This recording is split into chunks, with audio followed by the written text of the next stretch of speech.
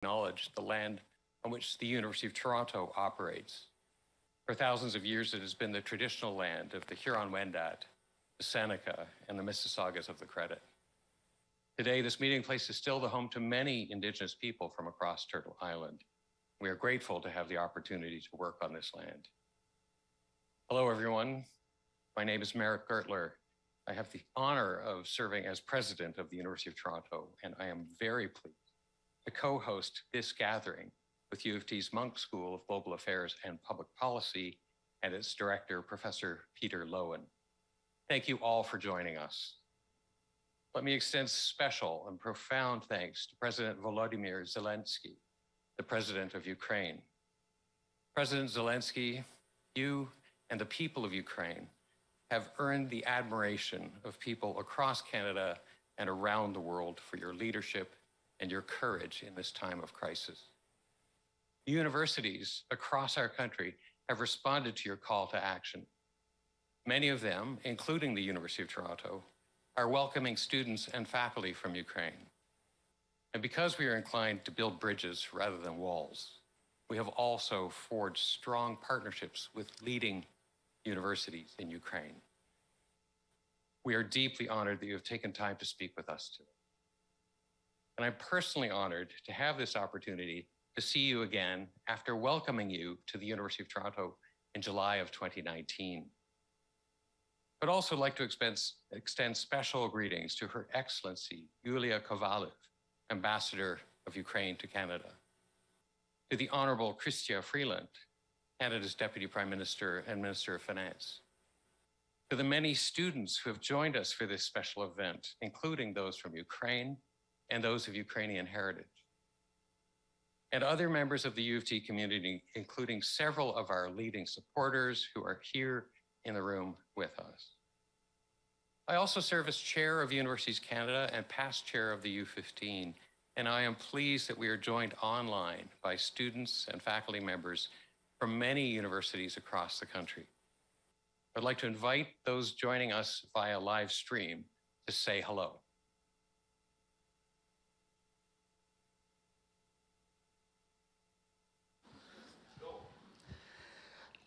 Greeting President Zelenskyy from the University of Alberta, located in Treaty 6 territory, the homeland of the Métis. On behalf of the University of Alberta students and community members, we are grateful and honored to join you today. Thank you.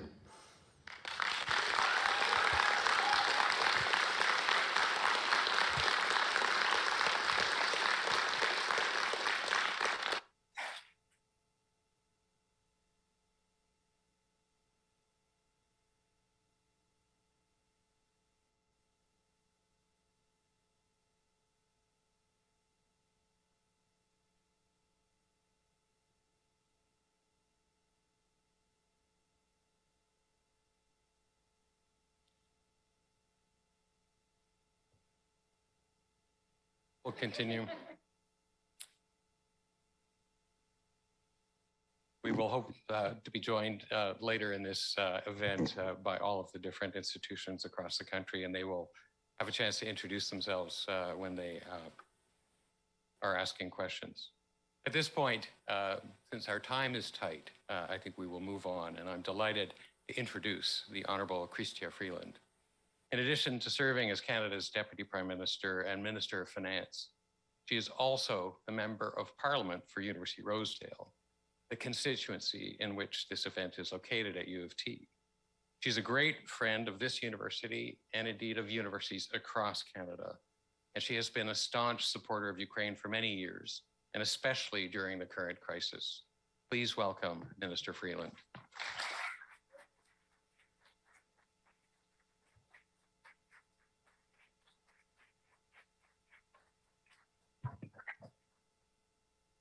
Well, thank you very much, Meric. Thank you, Peter. Thank you to everyone at the U of T. Thank you, Yulia, who organized this. It was done at light speed, at the speed of war, rather than the speed of bureaucracy. And I'm very grateful to everyone, and I'm most of all grateful to the students who are here. Thanks, Meric, for starting with that land acknowledgement, and also to my Edmonton friends for that great Edmonton land acknowledgement. Que vous soyez à Edmonton, à Kingston ou à Montréal, je sais que ce sera une journée importante pour des milliers d'étudiantes et étudiants partout au pays. Et je suis très heureuse d'être ici avec vous. Et bien sûr, c'est un grand honneur pour moi de présenter le président Zelenskyy. Mais avant de présenter le président Zelenskyy, j'aimerais vous expliquer brièvement pourquoi il est si important qu'il prenne la parole aujourd'hui. On February 24th, we all woke up to a world utterly transformed. As we slept, Vladimir Putin had opened fire on the people of Ukraine. And he also turned his guns on the rules-based international order that the world's democracies had worked so hard to build after the Second World War. In the months since, he has sought, at a cost of many, many thousands of Ukrainian lives, to show that Russian tyranny can defeat Ukrainian democracy. He has tried to show that tyranny can defeat democracy itself. We cannot allow him to succeed. Panie Presidente, я вас бачу. The Ukrainian people are showing that every day that Putin cannot and will not succeed. To support Ukraine, Canada has committed $1.87 billion in financial assistance to Ukraine, of which $1.5 billion has already been delivered to Ukraine. That is more than any other country has managed to send into the bank accounts of the government of Ukraine. I am a finance minister.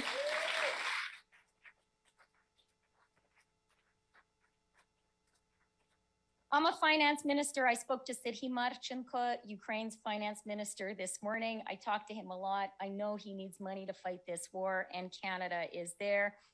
We're there with weapons as well. And I want to say today, I want to say to President Zelenskyy, and I want to say to Vladimir Putin, who I think is probably listening to us as well, that for as long as it takes, Canada will be there for Ukraine.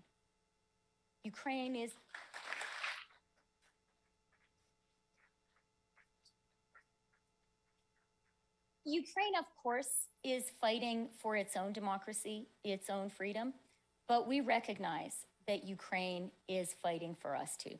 Ukraine is fighting for all of the world's democracies, and that is why we will persist. We will not tire. We will be there. Now, we're here at a wonderful university, and so I'm going to conclude by just sharing one thought about students and teachers. In 1991, I was the age of many of you here. Hard to believe I was ever that young, but it did happen. And I began my career then in that year when the Soviet Union collapsed and Ukraine became independent. And I remember that time so vividly. And it was a time when we, the Westerners, were Ukraine's teachers. A lot of Canadians were part of that effort. My own mother moved to Ukraine and worked on constitutional reform. But today the tables have turned. And today I really believe Ukraine is our teacher. And we, the rest of the world, are Ukraine's students. The world's democracies are, certainly. Like any good teacher, the people of Ukraine, in their heroic resistance, are actually teaching us things that we already knew. They're teaching us that you can stand up to someone bigger than you, even when the odds are stacked against you, if you believe in why you are fighting and if your cause is right and true. The people of Ukraine are teaching us today that democracy is worth fighting for. They're teaching us that the strength of a country doesn't come from how many people you can force to do your bidding, you can force and conscript. It comes from how many people of their own free will stand up together for themselves. Now, these are lessons that are being taught at such a great, great cost by the people of Ukraine to all of us. And I think we in Canada need to think very hard about them and apply those lessons to ourselves, to our own constant effort to build, to improve our own democracy. One of Ukraine's first teachers was Taras Shevchenko. He was a serf who had the incredible courage to say to his people, to fellow serfs, to people who were property, that they were actually human beings. And everyone who is Ukrainian Canadian listening to this will know the line from Taras Shevchenko I'm about to quote. Everyone in Ukraine will too. Учітеся, брати мої, думайте, читайте. Study, my brothers. Think and read. That was such a powerful, a revolutionary thought to say to serfs. And that's a reason that we all honor Taras Shevchenko today. But today, Ukraine and the world has another brave, indeed revolutionary teacher. And that is President Volodymyr Zelenskyy. He is leading Ukraine, and in doing so, he is teaching the world and leading the world's democracies. Пане президенте, ми надзвичайно горді, що ви тут з нами сьогодні. Дуже-дуже вам дякую. Слава Україні!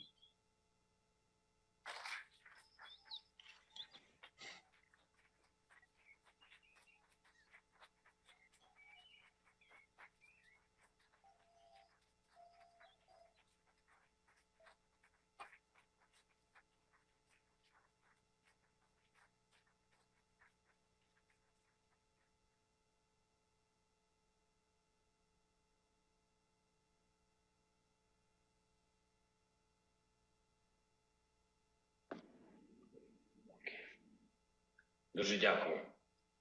Thank you very much. Thank you very much for so many warm words. I'm not sure that I deserve them, but I'm sure that our people deserve them.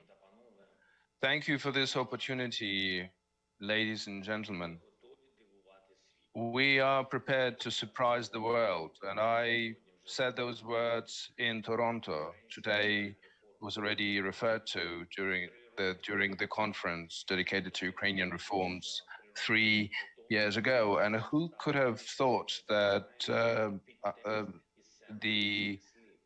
there will be the big reform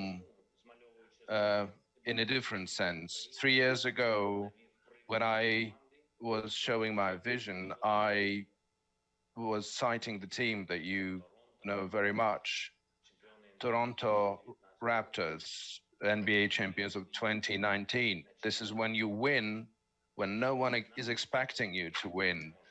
By bringing together and uniting, you do things that seem to be impossible. And this is how I was describing our goal, the goal of our country, the common goal of Ukrainians. Who could have thought that 3 years later, this would sound totally different? Who could have thought how great the difference will be between those times, then and now, between summer 2019 and summer 2022. Those were different times altogether. We have been looking forward for other victories. We have been building a different country, a country of transparent institutions, equal rules of the games, successful and free people. Today, the walls of our buildings are transparent. Literally, they are destroyed by Russian missiles and bombs. The rules of the game do apply, but in a different meaning. These are now the rules of survival. Of course, they're equal, but they're not fair.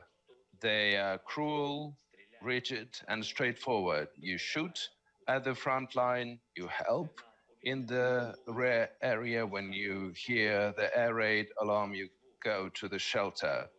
When you hear the noise of the enemy vehicles, you have to stand up and fight for your country. In 2019, I was talking about peace in the east of Ukraine. We've talked about this with Chrystia and Prime Minister Trudeau. The liberation of Donetsk, Lugansk, and the Crimea. We have been doing all it takes at all different platforms, using all possible diplomatic instruments. Ukraine sincerely was willing to make it happen, but the other side wanted something very different, and we have seen what it was. In the morning of the 24th of February, the peace, liberation, Donetsk and Lugansk in 22 now have Mariupol, Melitopol, and dozens of other cities and villages that now have to be liberated as well. We have carried out at the Crimean platform, and now we are resisting the Russian aggression not to have Mariupol platform, Kharkiv platform, Kherson platform, and dozens of other platforms to deoccupy the sovereign territories of Ukraine. 3 years ago, our goal was a full-fledged reform of infrastructure. Ukraine launched the big construction program, and that was astonishing. And 3 years later, Russia started their so-called special operation. And we've created new bridges, schools, hospitals, stadiums, and Russia has been building bombs and missiles all this time in order to destroy all of that. 3 years ago in Toronto, I was talking about the restoration of Donbass, and we have brought together hundreds of investors and companies from around the world there in Donbass, and we organized a forum in Mariupol. 3 years later, that city is almost non-existing, eradicated. In 2019, we were talking about the rebuilding in the east of Ukraine. Based on the preliminary calculations, we required about $10 billion. At that time, that amount was shocking, it seemed. 3 years later, it times and times higher, and we now require hundreds of billions of dollars for restoration. And now, not only the east, but we're talking about the south, the center, the north, the west of our country, which need to be rebuilt.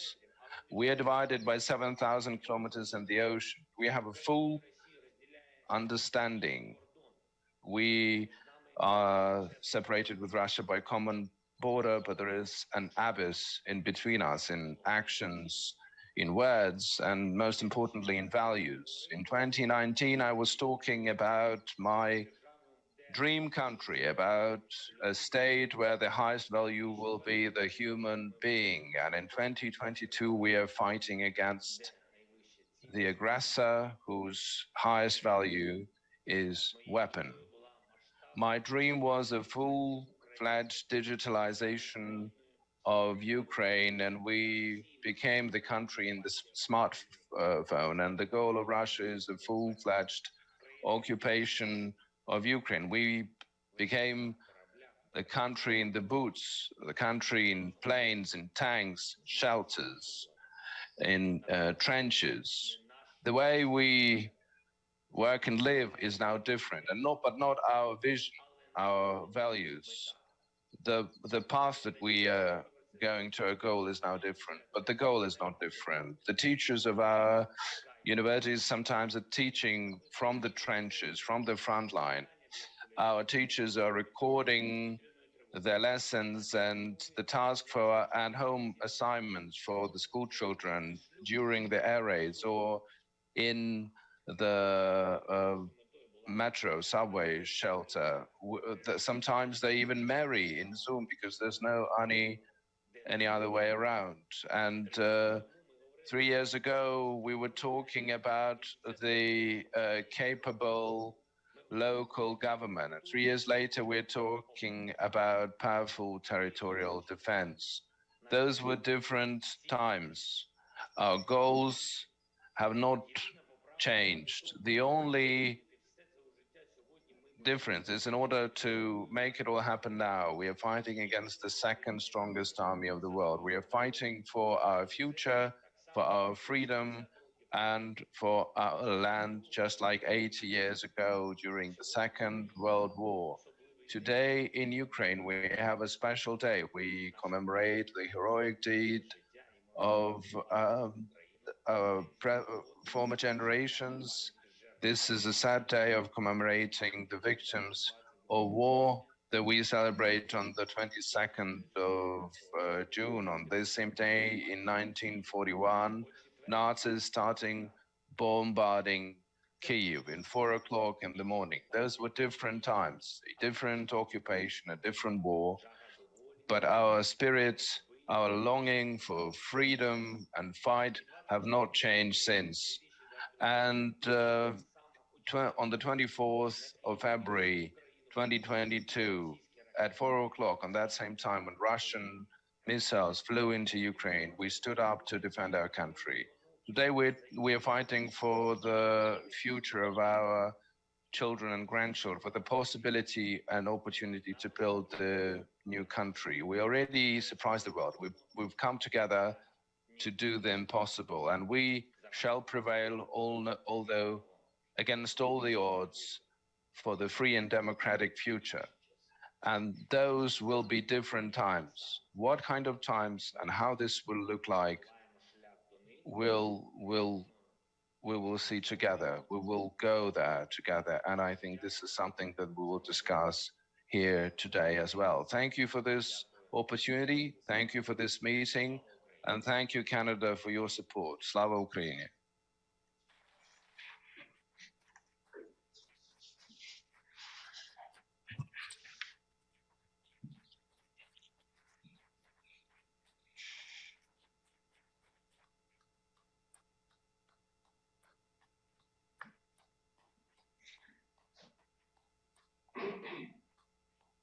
Дуже дякую.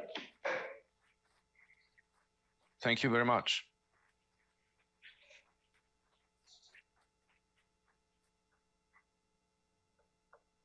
Thank you, President Zelenskyy.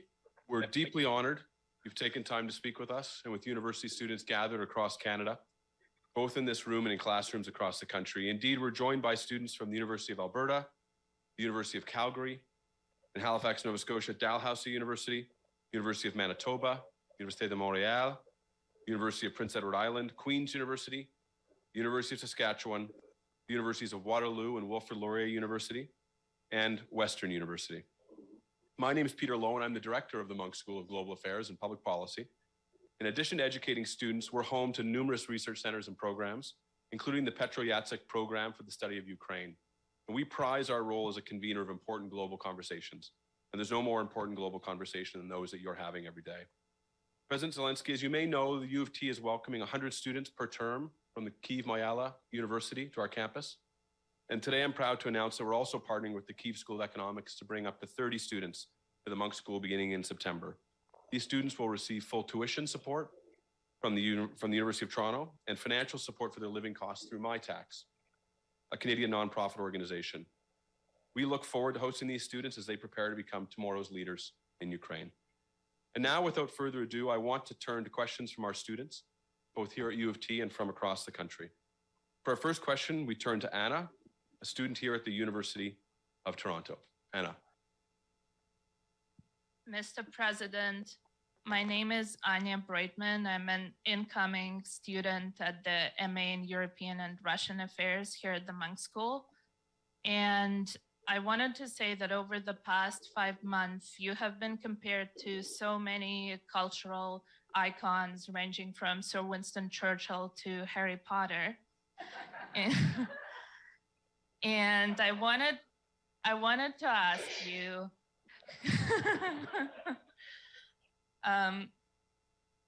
who your own historical or literary role models are that you look up to for strength and inspiration. Thank you.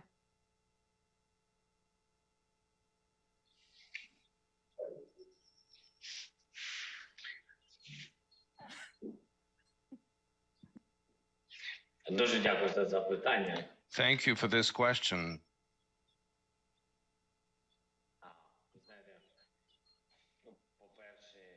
You know, first of all, thank you for these kind of comparisons. Harry Potter is better than Voldemort. We know who is Voldemort in this war and who is Harry Potter, so we know how the war will end, of course.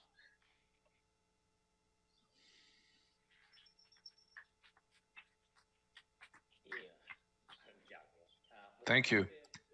You know, to be honest, I will be very trivial in my response. Sometimes you need trivial things because these things that we love sometimes are very simple, but they're very clear and straightforward. I think that such role model are the people of Ukraine, and there are very many of them.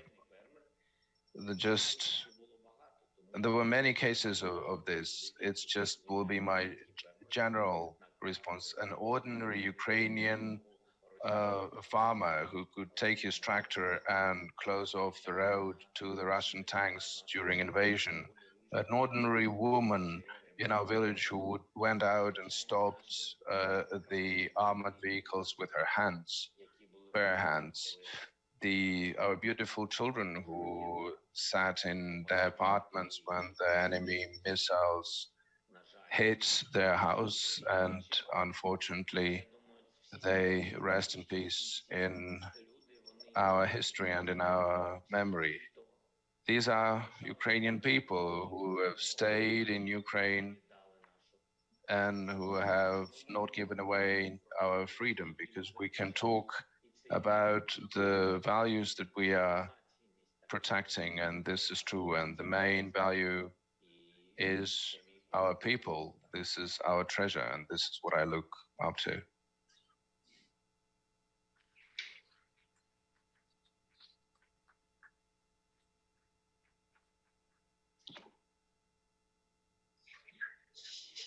Katerina, a student from Kiev Mayala Academy, who is currently on exchange here at the University of Toronto. Welcome. Good evening, Mr. President. My name is Katerina Luchka. I'm an exchange student from Kiev Mayala Academy in University of Toronto. And my question is, right now, many Ukrainian students have left country to study at foreign universities. And how can the Ukrainian government ensure that the smartest of this generation come to Ukraine and have a bright future? Thank you.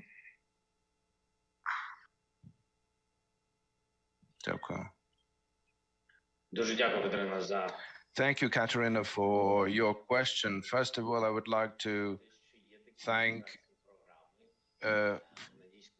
for such beautiful exchange programs. I would like to thank Canadian government and the rectors universities for making this available to our students and supporting them. We have Kiev Mayala Academy students there. I know that the level of their knowledge is quite high. We can be proud of them. So I am happy that they have the opportunity to improve themselves and get new knowledge and experience in these exchange programs. Regarding what our government can do to ensure what you asked, there are several stages that we need to pass with our government and people. We need to make sure that our security aspects are protected. We have to stand strong for our land, for our universities and cities, and use the capacity of our country. It is big, but we have to develop it, start developing it when the peace comes to our land. By standing up for our country and ensuring the strong security aspects, we lay the foundation of the country that will become different out of full-fledged aggression. The security situation must become the best in the world. This is the task for the government, for the law enforcement, for our army, and this is what will happen. And the as liberal rules as possible need to be installed for business development and personal development and human development. We don't have time for bureaucratic hurdles because we are the country in war. This is why we will have to rebuild country very quickly. Despite the war outside, our institutions have endured. Our financial institutions and our digital cyber sector endured. You can register the business even now in 7 to 10 minutes. And we managed to fight back on all cyber attacks with the help of our partners and with the help of our institutions that we managed to put in place. This digital network was built in a matter of a couple of years. I'm very proud of this reform and we succeeded. So the security and as liberal approach as possible for business. And I think that's the most important precondition that we can put in place for the future generation. But without you, without young people who are getting this new knowledge and experience overseas, would be very complicated to make it happen, and the process will be very slow. So do come back with the state-of-art knowledge and with the willingness to live and build independent Ukraine. And we are standing here for this, I'm sure.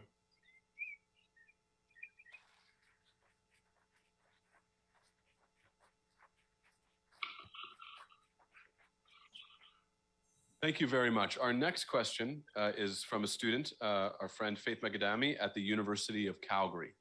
So we'll throw it over to Calgary. Hello, President Zelenskyy. My name is Faith Mogadami, and I'm a nursing student. I wanted to say I am greatly humbled by your work and resilience during this time, and I'm grateful for this opportunity to speak with you. In preparation for this interview, for this question, I learned that you don't like to be asked the same question twice, so please forgive me if you have heard this question before. My question is, with the availability of social media, much of the war has become publicly accessible, unlike ever before. How do you believe the internet has shaped how the world perceives the war on Ukraine? And as a well-known comedian, how has humor found through the internet affected how we all experience the war?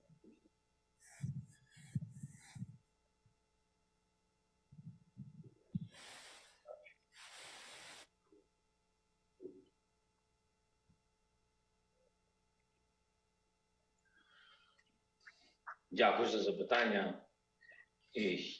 Thank you for this question.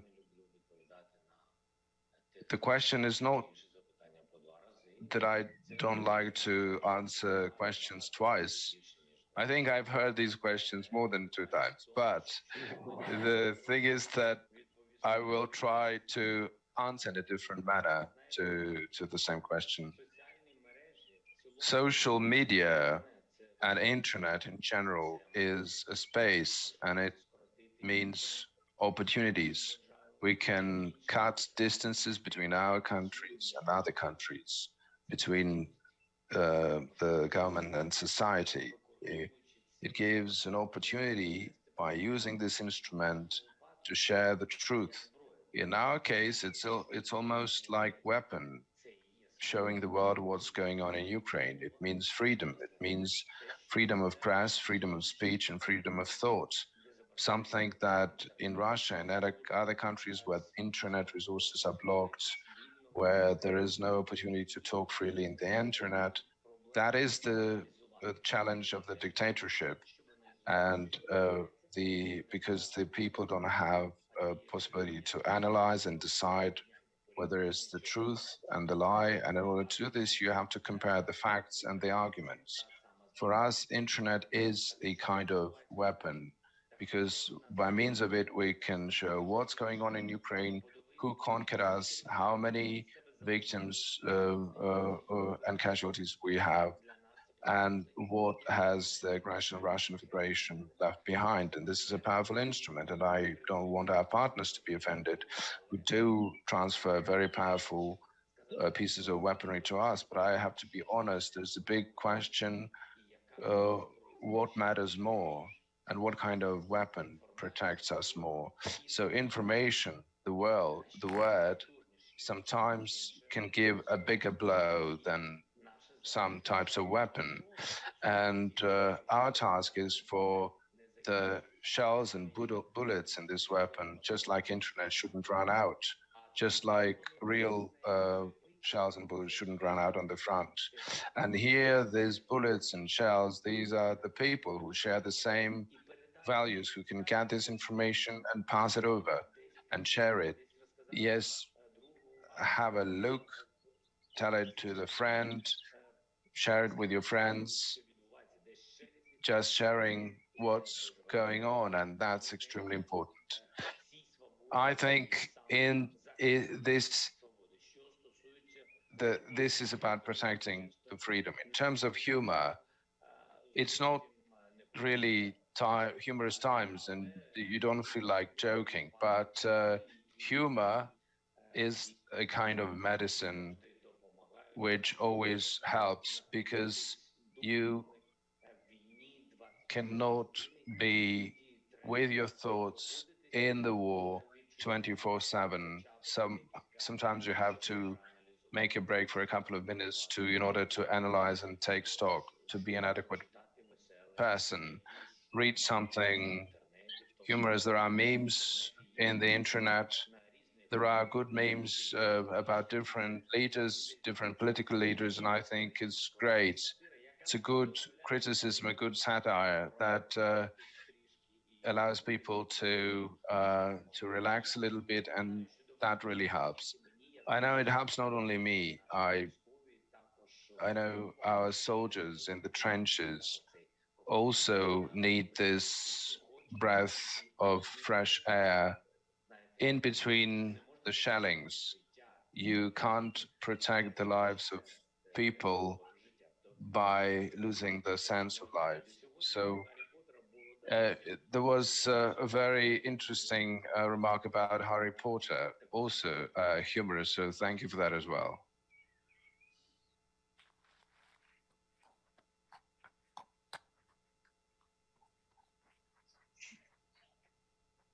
Our next question comes from the University of Saskatchewan, and we're joined by Quinn Rozwadowski, who's a political studies graduate at University of Saskatchewan. Quinn. Greetings, President Zelenskyy. It is a true honor to speak with you today.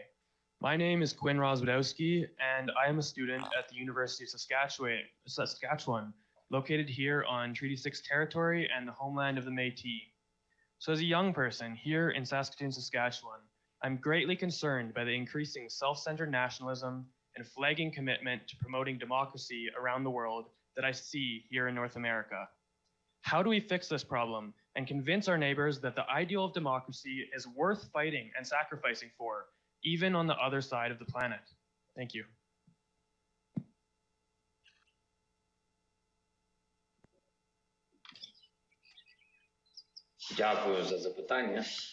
Thank you for this question. I didn't hear the name. I didn't hear the name of the person. That's okay. As regards to the democracy, what we are fighting for, when we are saying that we are fighting for common values, this is absolutely true. The war has no distance. We are fighting for the same values, just like any other country who would like to live in the democratic world and have the right to choose where to live, who to live with, what to do, and who to love. So this is what life is about. This is about the right of choice, the most precious what we have, and the deepest sense of democracy, your own right to choose.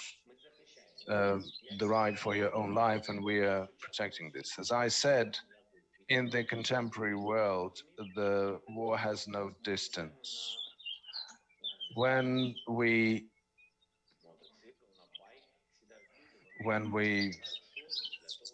ride the bike, they put on the helmet just in case they fall down, they don't break their head and survive.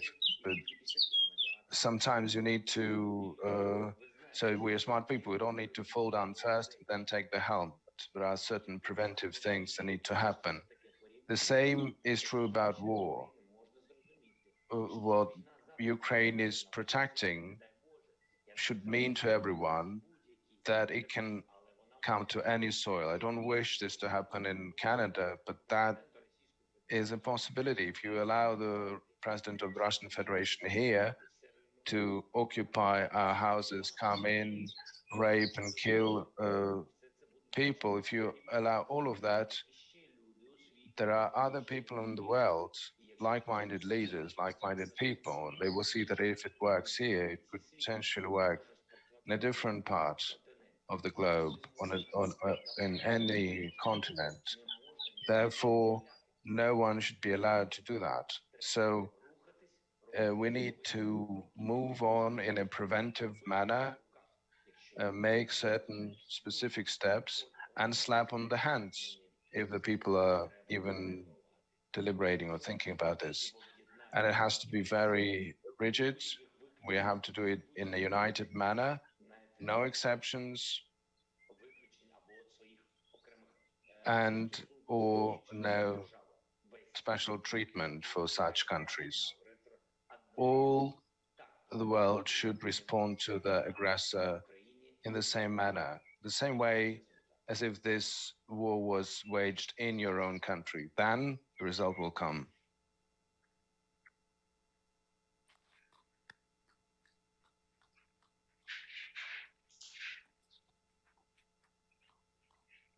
Thank you very much, Quinn. The next question is here at the University of Toronto, and I will hand the microphone over to Emma.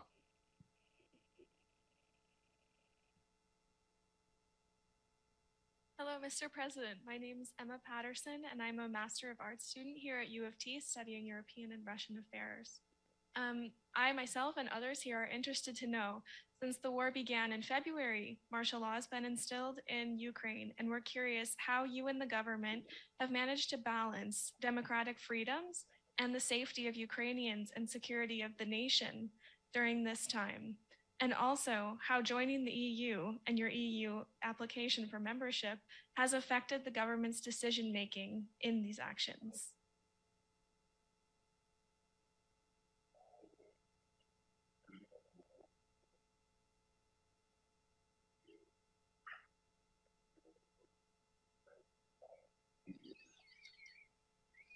Дякую за запитання.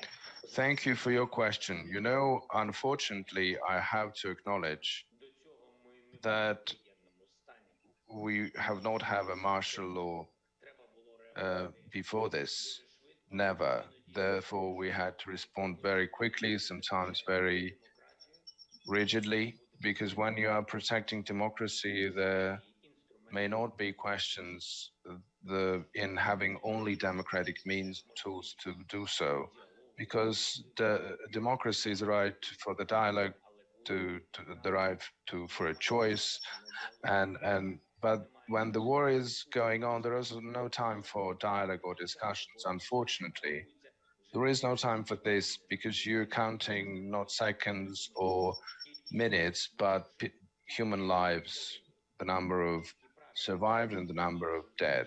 Very clear rules. Clear, rigid rules, swift rules without dialogues, without any redundant discussions. It's not about democracy.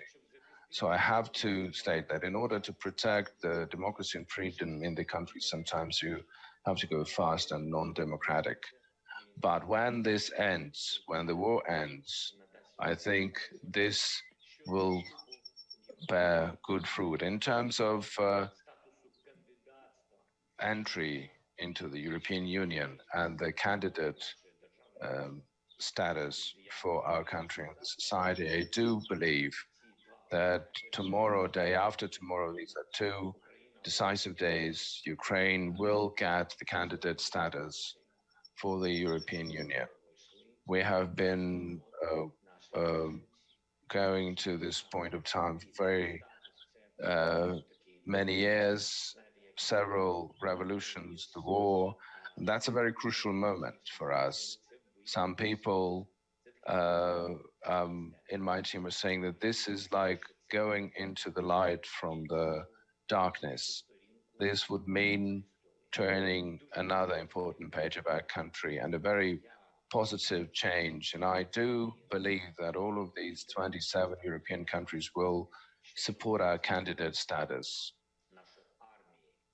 In terms of our army and our society, this is a big motivator, a big motivation factor for the unity and for the victory of Ukrainian people. Thank you very much.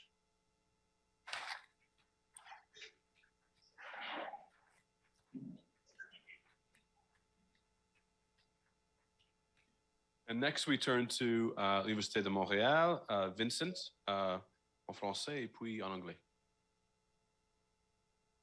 Parfait, merci beaucoup. Donc, so I'm going to repeat my question in English afterwards so that everyone can understand it. So, Monsieur Zelenskyy, selon vous, comment les institutions internationales comme l'OTAN, comme l'ONU, comme le Conseil de sécurité de l'ONU pourraient être réformées pour prévenir une autre guerre, prévenir une autre agression?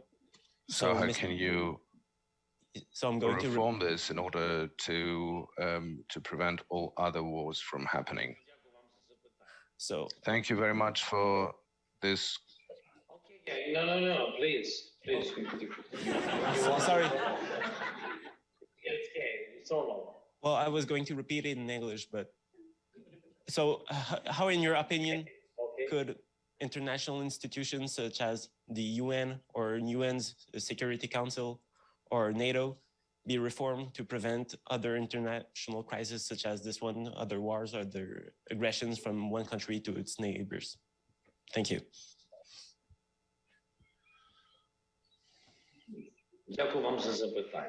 Thank you very much for this question. I think that all of these institutions that are truly important, and there's nothing more powerful on the international level, have to undergo reforms just like telephone communication. Because when these institutions were established, people were only thinking how to send information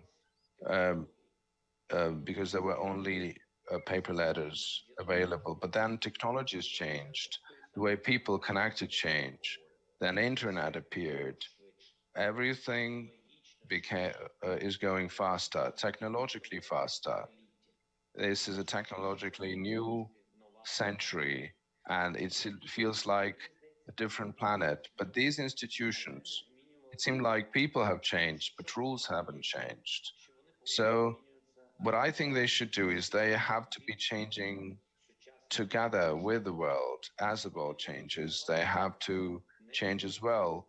They have to respond not in 1 year, 3 or 5, as the case was some time ago. Now the world is very fast. There's an escalation or suspension of a certain dangerous situation requires a response in 1, 2 or 3 days. Make very quick decisions. The world is fighting for this. So this is why these institutions, they cannot be slow. They cannot act slowly. They cannot act based on the old rules. They have to go win the same pace as the world does, and they have to produce results. Accuse the aggression of a specific country, condemn it, and do it very rigidly and very straightforwardly. Everyone who wants peace, they want peace. They don't want just to discuss and blah, blah, blah about peace, because people are dying every day. Those who want peace, they want to get it in a fair manner for Ukraine, for any other country. In Moldova, they have occupied territories. In Georgia, they have occupied territories. There's war waged in Syria. There are wars happening in the world, and these international honorable institutions have to act in such a way that people still want to live together, and not just to live as an immigrant or displaced, but where people want to live. So this is how these institutions have to act. Just like 911, quickly, I feel bad, come and help me. The war may happen. Please do all it takes not to have the war. Thank you.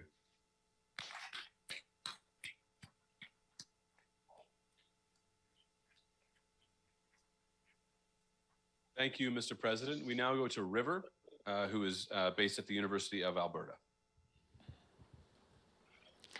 Hello, my name is River Hoffis. I am the Vice President of the Ukrainian Student Society here at the University of Alberta, and I'm also VP West for the Ukrainian Canadian Students Union, or SUSK.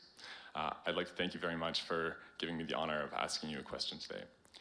I would like to know what Canadian students and Ukrainian students in Canada can ask their political representatives to do at this time and into the foreseeable future to best support Ukraine's most crucial needs. Thank you. Дуже дякую.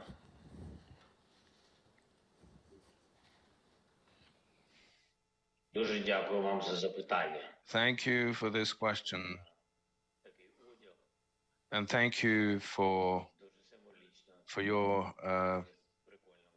Ukrainian outfit. It looks very symbolic, very cool. Thank you for your support. I will be honest. We have very good and very efficient relations with Justin Trudeau. I'm grateful to the Prime Minister and his wife, Sophia. They are supporting Ukraine indeed on different levels. What we need, and as you know, there was a question today about the media, and it's not the first time was asked, but I will mention this again, probably the 1000th time, but what I will say is still very important. We need weapons, we need financial support, we need humanitarian support, and we need permanent 24/7 sanction pressure. And no matter how many times I repeat this, this will never be one too many while the war is going on. We do need very powerful support. I will say this again, that Canada is helping us as much as they can. So it's very important that yourselves, students from many other countries, would pass on this message to their respective countries to pressure their political management to give Ukraine what it needs. And this is the main idea, the main thing that all of you can do. Everyone becomes wary of war. So by your actions in social media, in your communication with friends, going out to rallies in your countries and supporting Ukraine. So with your actions, please do not allow anyone somewhere on the hierarchical bureaucratical corridors to forget about what's going on in Ukraine, to forget about war. Please don't become tired because of the war and with Ukrainian war. This is something that we need you for. Thank you.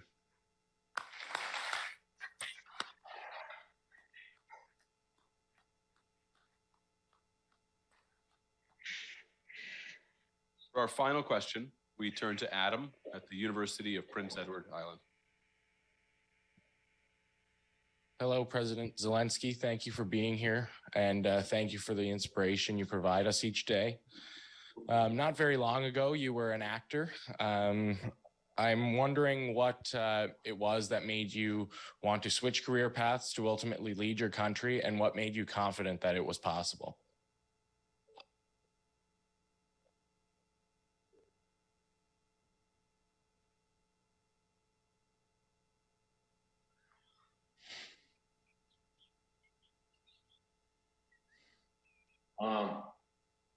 Я думаю, ви мене зрозумієте, хоча I think you will understand what I will say, but I guess you will understand this several years later when you will have your own kids. Or maybe you have already kids, I don't know.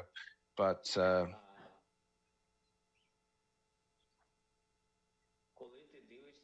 when you look at your children, when you understand that God has given you everything you've dreamt about, your profession, opportunities, the children, the family, and you have all of it. And this was all given to you by God, by your parents, and the state. A very unique country that you simply love. You love the nature, all of it. You just love it because this is your home. And when you feel that you have achieved everything in your life, you have all one needs, and you feel that it is very painful for your country. There are lots of problems. The war is going on. There are this fifth column in the country. There are different politicians who are only blabbing and don't want to do anything. When you feel all of this, you're not sure whether you will be able to do better than those before you, but you really want to do better. I had no other emotions, but the only one, that for what I have, for who I became, and what I possess, I have achieved all of this not alone. This country has helped me to do that with many different things, starting with the family that I was granted, because this is where I met my beloved wife. So if you respect this land, if you know that you didn't do it just alone, that you were given a gift, you have to share. You have to share as much as you can. And this is what I wanted to do. I wanted to share my energy, my strength, my experience, my openness. I wanted to share the biggest treasure that I have, my time, the time that I wanted to sacrifice and pay back to my country. And I am proud of becoming president. I am proud that our people voted for me.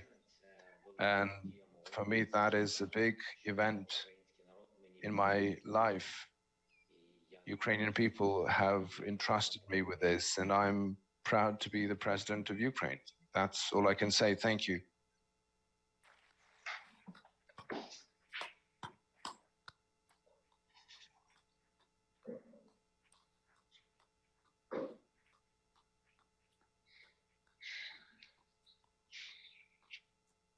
President Zelenskyy, I know you want to see all the people who've joined us today.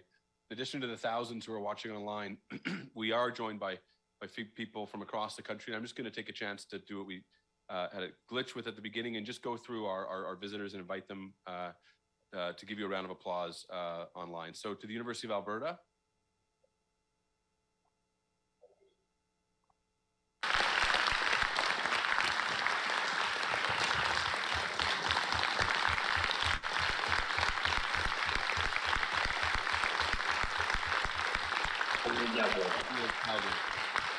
Thank you so much.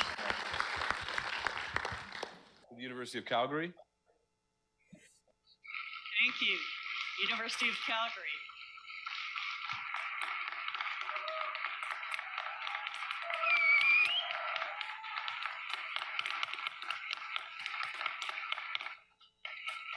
And Dalhousie University in Halifax, Nova Scotia.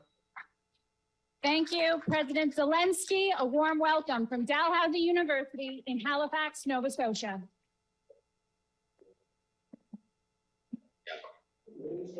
The University of Montreal.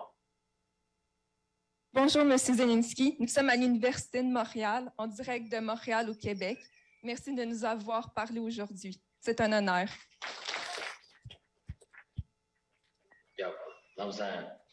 Thank you.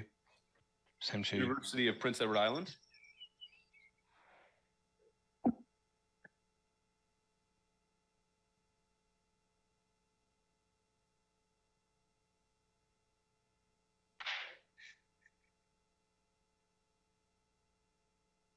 Go to the University of, let's go to Queen's University. Oh. Hello, President Natterer at the University of Prince Edward Island in Charlottetown in Eastern Canada.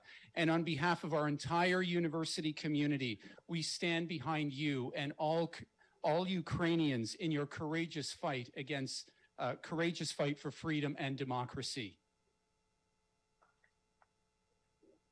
That was worth the wait. Well worth the wait. Queen's University. Thank you, President Zelenskyy. We join you from Queen's University, and I'm joined by a community of scholars, many of whom are connecting with us virtually today. We're committed to working together to build a strong future for Ukrainian students and scholars. And thank you. University of Saskatchewan.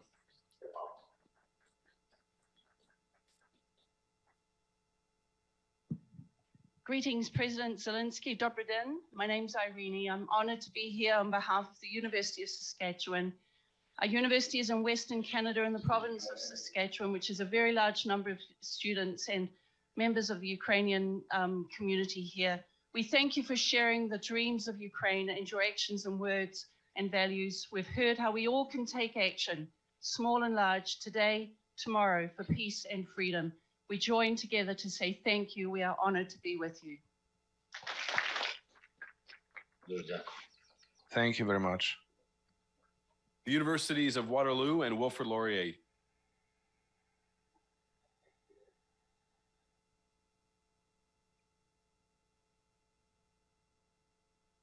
And actually, we'll go right to Western University in London, Ontario. All right. You're right. Hello, President Zelenskyy. Thank you for being with us here today. Pause. Go ahead. Thank you very much for this. Thank you. President Zelenskyy, thank you on behalf of all the students, the faculty, supporters, and members of the public who have joined us here across the university and online. I think what Churchill said about the Greeks, we will now say about Ukrainians. Hence, we will not say that the Ukrainians fought like heroes, but that heroes fought like Greeks, but that heroes fought like Ukrainians, excuse me. And we'll certainly say that true leaders led like President Zelenskyy. We're deeply grateful for this opportunity with you. We pledge our continued support for your struggle for freedom, for self-determination, and for democracy. Thank you so much for joining us today at the University of Toronto.